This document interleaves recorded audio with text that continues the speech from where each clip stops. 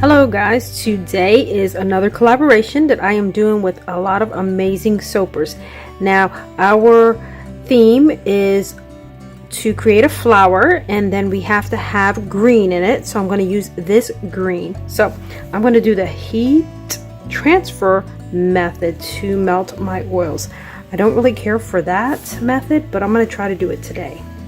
Okay, and the fragrance that I'm using is going to be this bamboo hemp, and my actual design will be a sunflower design. So as I'm melting this, let's see how long it's going to take to melt. I'm just going to put little by little, okay, because I do want it to get melted. So while I'm melting this, let's talk about what is needed for this collaboration. So it is a flower collaboration. Have to have the color green and another color, so I'm using yellow. And you have to use something natural like a clay, and I chose to use a kaolin clay and spinach powder, which smelled kind of fishy, but thank goodness that smell disappeared and I was left with a nice green soap. Plus we have to do an embed or piping, so I chose to pipe my flowers. So finally I got my oils and butters melted, and now I'm going to go ahead and add my other oils to this. I really don't like doing the heat transfer method. It always seems like I'm left with chunks of cocoa butter that I have to constantly whip to get it to melt. So now that I got everything blended all nicely, I'm going to add my natural stuff plus my mica, and that was kaolin clay and that spinach powder, and then a green mica. Now I'm going to blend it up. Look at all of those micas flying around. It's pretty cool looking. But anyways, let's blend it up into this nice, lovely green. It's very pretty. I really like this color a lot. And again, here is this bamboo hemp scent that smells really great, very refreshing. Now for this soap, I did it in 2 steps. This is my first step where I will be creating the bottoms of the soap, and I'm using this round mold. I really love using different kind of molds for the collaborations because it's unique, and I think it's gonna add a very nice base for my flower. So I'll bring you back when I unmold this. So here is this beautiful bar. Oh my gosh, it is so cute. I love it. That is such a nice, I don't know, refreshing smell, you know. So there we go.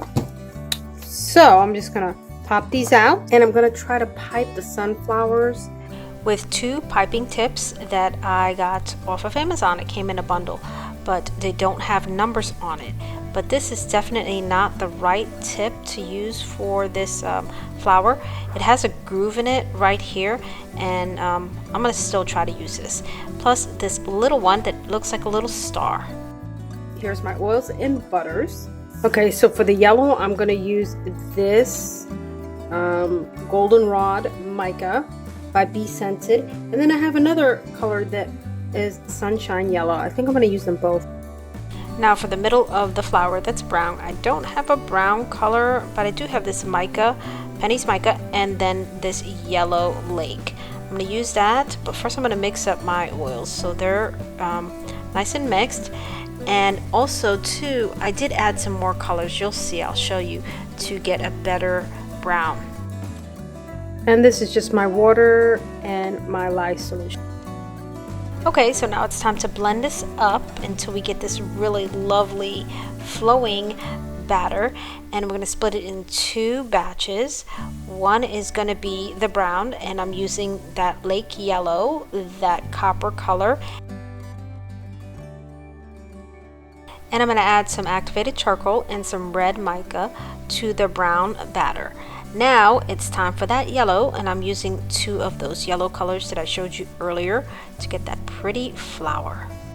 So guys, off screen I filled up my brown and my yellow batter in these piping bags, and now I'm going to make the middle of the flower with this brown. It turned out pretty good. I was really happy with the way the brown looks and how the actual batter went through the tip for the brown, but for the yellow it was very hard.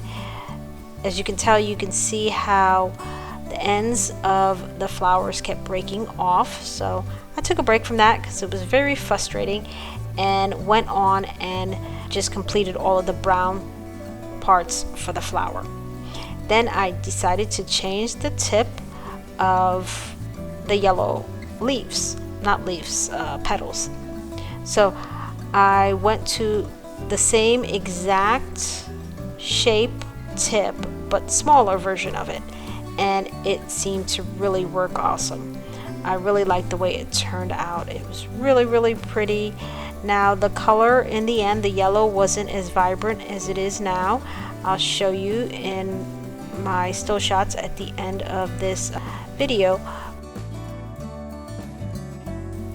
So I want to take the time to thank Renee for another wonderful collaboration. I know that I, as a soap maker, appreciate that she does this, because I haven't been making soap for my business for the longest time. I've really focused on another business that I have, which is face painting, and it's definitely taken me away from creating my soaps, which is okay. I'm fine with that, but I do love these collaborations because it gives me the opportunity to, or the excuse to make soap. And yeah, it's been really fun. This collaboration was really cool too, because I enjoy piping, and I enjoy piping flowers, which I'm definitely not a cake maker or a piping expert at all. I've never really piped until I started making soap, so this was really fun. And I hope you guys enjoyed this video as well. It was definitely a challenge with these petals, but I really like the way it turned out, and I love the way it smells. Now, with the extra batter that I had left over, I decided to take some parchment paper and just make some flowers. So when I have extra batter left over from any other soaps, I could just pop them on top of a soap.